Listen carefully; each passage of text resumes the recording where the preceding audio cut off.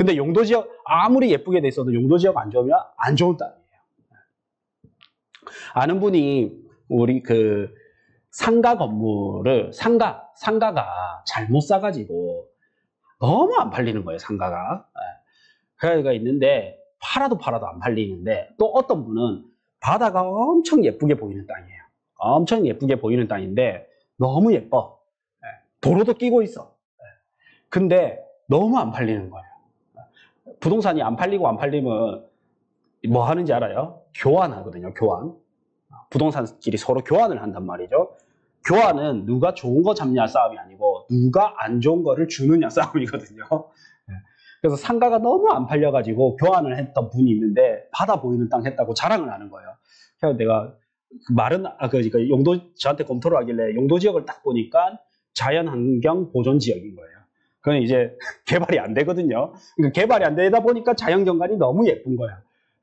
그래서 그 뒤쪽은 좀 개발이 될지언정 앞에 쪽에를 개발하게 되면 해운대 백사장에 만약에 건물이 들어오면 안 되잖아요. 쉽게 말해서. 그래서 개발을 못하는 땅을 사놔서 참 안타깝더라고요. 상가는 그래도 싸면 팔릴 건데 자연환경 보존 지역은 싸도 안 팔리거든. 그래서 참 안타깝더라고요. 자, 그래서 우리가 정규 수업이기 때문에 우리 공인중개사분들도 수업을 듣잖아요. 그러면 용도 지역별로 어떻게 되는지를 이 사이트에 들어가서 확인을 할 수가 있습니다. 그래서 내가 1년에 한 번 정도는 이맘때쯤에 연초쯤에 한 2, 3월 달쯤에 한번 들어가서 확인은 하셔야 되고 이제 어떻게 들어간다 정도는 알고 계시면 좋으니까 국가법령정보센터에 들어와서 법제처의 국가법령정보센터를 딱 검색을 해서 사이트 들어와서요. 국토의 계획 및 이용에 관한 법률 딱 검색하면 시행령 나오거든요. 여기에 보면 이제 용도 지역에 대해서 나옵니다. 자, 그래서 조문을 클릭하면 6장에 이렇게 나와요. 6장 71조. 요거는 나중에 PDF 파일 해가지고 그 프린트나 PDF 파일에서 그냥 보관만 해두시면 되겠죠. 그래서 보면 자, 요거는 또 중요한 내용. 자, 일종 일반 주거지역 안에서 건축할 수 있는 건축물 해가지고 쭉 나열을 하면 이게 너무 길 거 아니에요. 그러다 보니까 별표 4번에 적어놓은 것 뿐이에요. 그 다음에 이종 일반 주거지역에서 건축할 수 있는 건축물을 해서 별표 5번에 적어놓은 것 뿐이다. 그래서 별표 4번을 클릭할 수 있게 되거든요. 법제처에 들어가면. 그래서 일단 별표 5번부터 클릭을 하면요.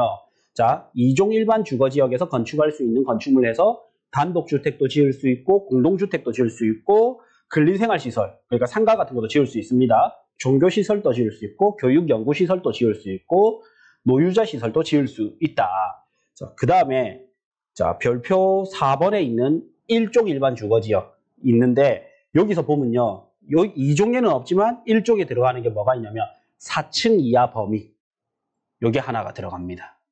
그래서 1종에는 4층까지밖에 못 지어요. 2종은 높이 제한, 층수 제한이 없어요.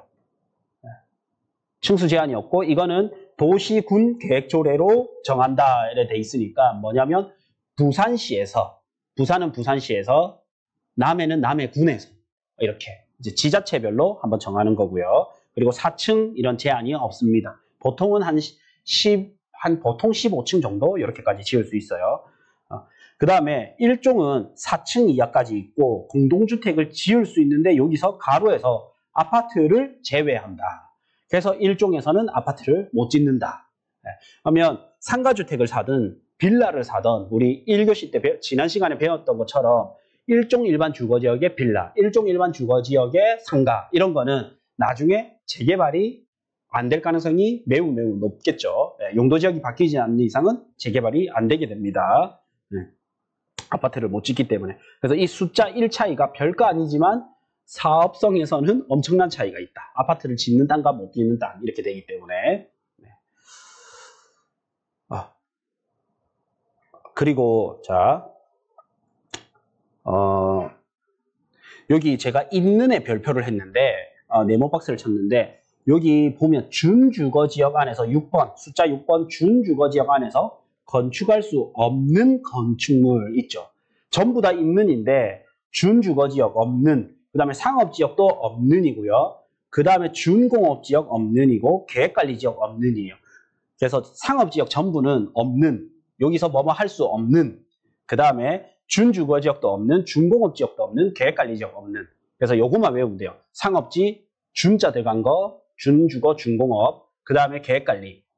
이거는 없는인데 이 개념을 이해하셔야 되는데, 자, 있는보다 없는이 좋은 겁니다. 왜냐면요, 없는은 이거 빼고 다 할 수 있는 거예요.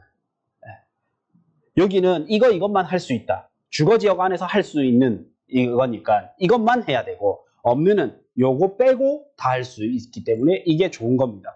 그래서 여기서 딱 보이죠? 주거지역 중에서는 준주거지역이 제일 좋다. 그 다음에 공업지역 중에서는 준공업지역이 좋다.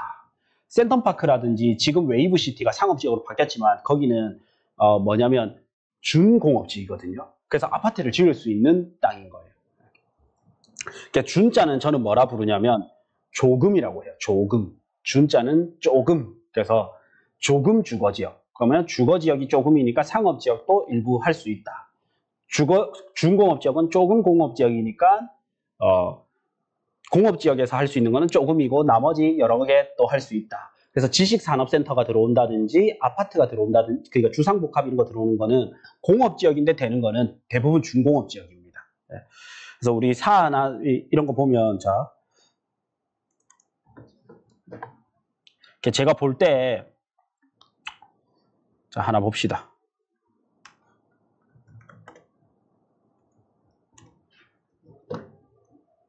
저한테 이제 땅을 물어보면요, 저는 이렇게 보거든요. 만약에 사하구에 무슨 땅이 있습니다 이렇게 하면 저는 이제 지번이 어떻게 되세요 해서 그대로 이제 카카오맵이나 이런 걸 보고 볼 거 아니에요. 자, 예, 속도가 이런데, 자, 카카오맵에서 오른쪽 위에 여기 지적 편집도, 네이버도 지적 편집도 됩니다. 지적 편집도 기능을 하면 요게 이제 용도 지역별로 색깔이 바뀌어서 나오게 됩니다. 지금 인터넷 때문에 살짝 느린데,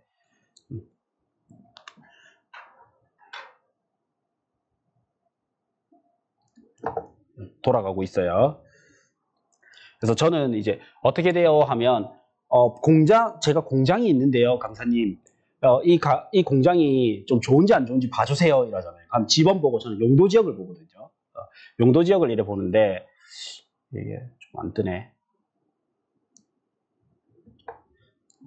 그래서 만약에 공장인데도 준공업 지역에 있다. 그러면 요거는 좀 들고 가시면 좋습니다. 근데 일반 공업 지역에 있다. 그러면 조금 고만고만하다.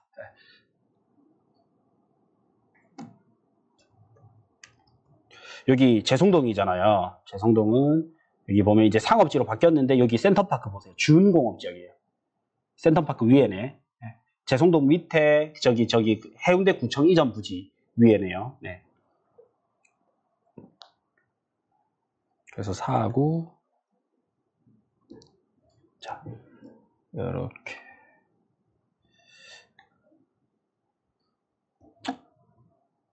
조금 이따 다시 보죠. 그래서 준자가 들어가면 좋다, 좋은 거고, 없는이 좋은 거다. 이렇고,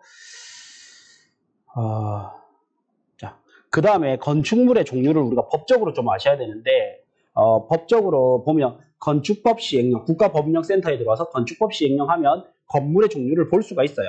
그래서 건물의 종류 치면 이렇게 1부터 29번까지 이렇게 나옵니다. 이 야영장 시설이 뭐냐면 오토 캠핑장이에요. 그래서 이제 오토 캠핑장도 옛날에는 건축물 종류가 28번째까지밖에 없었는데 이제 캠핑장도 건물의 종류가 되면서 허가받기가 좀 까다로워졌다. 옛날에 이런 일이 있었다. 네. 여기서 좀 중요한 부분, 자, 단독주택과 공동주택이 있잖아요. 건물 종류 중에서. 우리는 이거를 세분화해서 보지만 그 법적으로는 이렇게 두 개로 나뉩니다. 두 개로 나뉘는데 이거를 하나 보면 단독주택과 공동주택의 차이점은 소유자가 한 명이냐 여러 명이냐입니다. 그래서 원룸인데 101호, 102호 주인이 다른 거 있죠. 이거는 공동주택이에요. 근데 원룸인데 이 주인이 한 사람인 거 있죠. 이거는 단독주택입니다. 그래서 공동주택은 대부분 법이 좀 강해요. 그러니까 건축비가 많이 들어가겠죠. 단독주택 중에서 여기 이제 단독 우리가 일반적으로 이런 거 보고 그 다음에 다가구 주택이 보통 원룸인데 원룸도 이렇게 단독주택에 들어갑니다. 그 다음에 소유자가 여러 명이면 공동주택으로 들어가고 이 공동주택 중에서도 이제 주택으로 쓰이는 면적의 합계가 660제곱미터 이하다 다세대 주택, 좀 더 크다 이제 연립주택, 더 이상 크려면 아파트로 지어야 된다. 이거는 이제 이런 개념으로 분류를 한다 정도 아시고 나중에 땅 볼 때 이게 어떤 영향을 미치는지 볼 겁니다. 그래서 이 법 때문에 땅은 주거지역은 80평이 제일 좋아요. 80평에서 100평 사이, 80평이 좀 넘어가는 게 제일 좋습니다. 이 면적을 맞추려고 하다 보니까.